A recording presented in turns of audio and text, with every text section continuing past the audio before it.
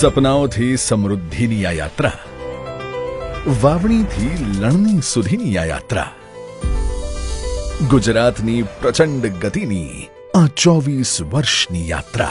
હું નરેન્દ્ર દામોદરદાસ મોદી. આ સંકલ્પ હતો સેવાનો, સમર્પણનો અને જનવિશ્વાસનો. અને ત્યારે જ થયો હતો વિકાસનો સૂર્યોદય. જ્યાં વર્ષોથી તરસ હતી, ત્યાં માં નર્મદાનો પાલવ પથરાયો.